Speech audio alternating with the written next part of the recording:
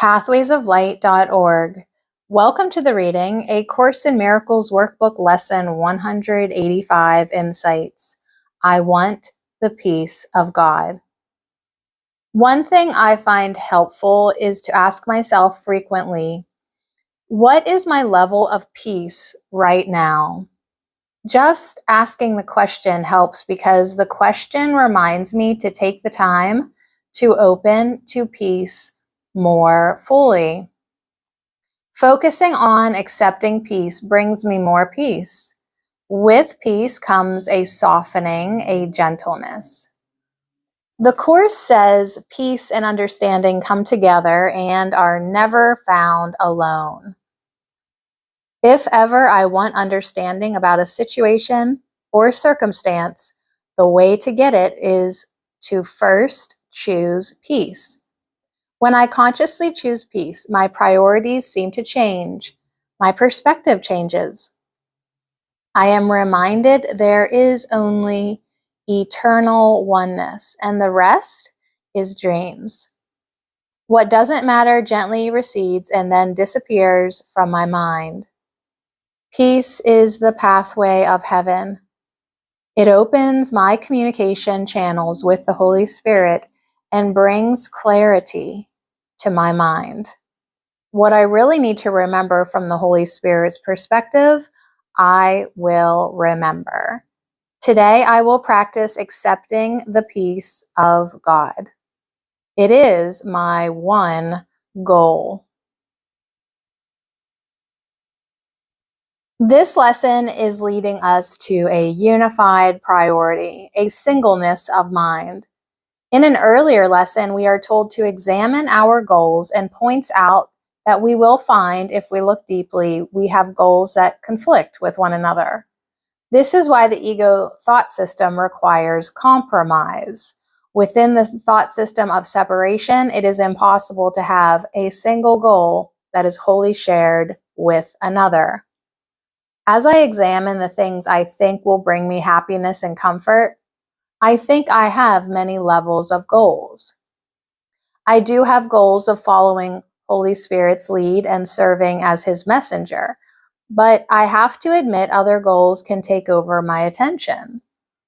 These goals are associated with forms of this world.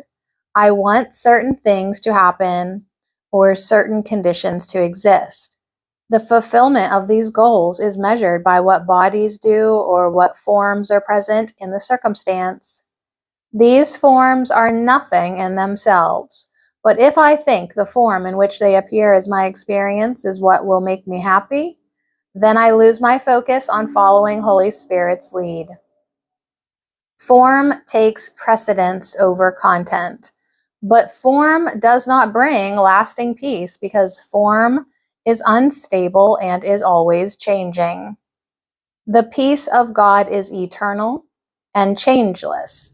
To wholly want the peace of God, I must let go of needing any particular form to appear in my life. With the peace of God as my top priority, the forms needed in the moment to serve Holy Spirit's plan will be there.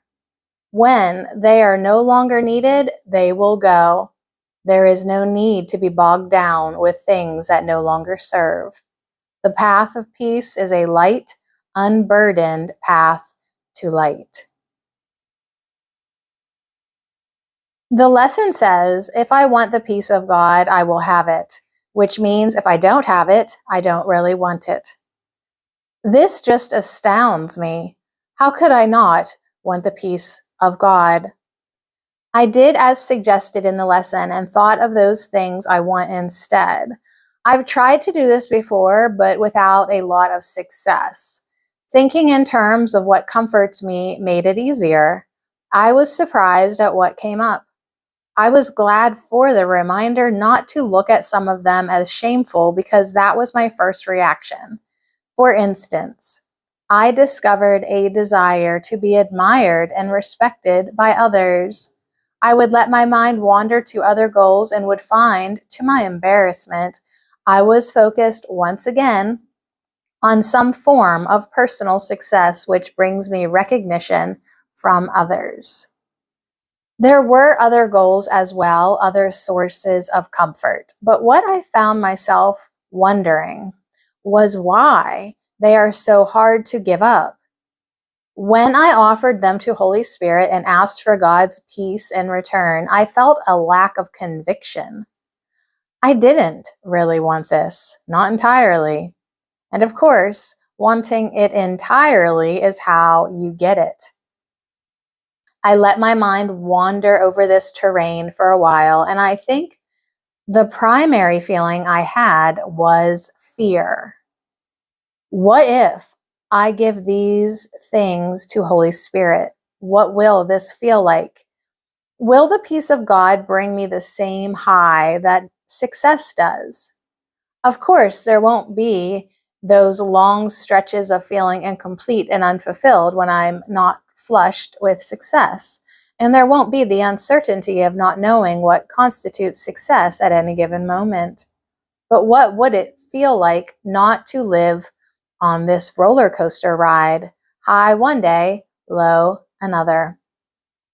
I had no idea I felt like this until I did this meditation. I expected to feel more confused and doubtful than before I started since nothing was settled. But when I examined my feelings, I found that I felt good about the meditation. I discovered something about myself I had kept hidden, that I was willing to take it out of the darkness and look at it in the light with Holy Spirit is a good sign. I trust Holy Spirit to help me with the next step. Pathwaysoflight.org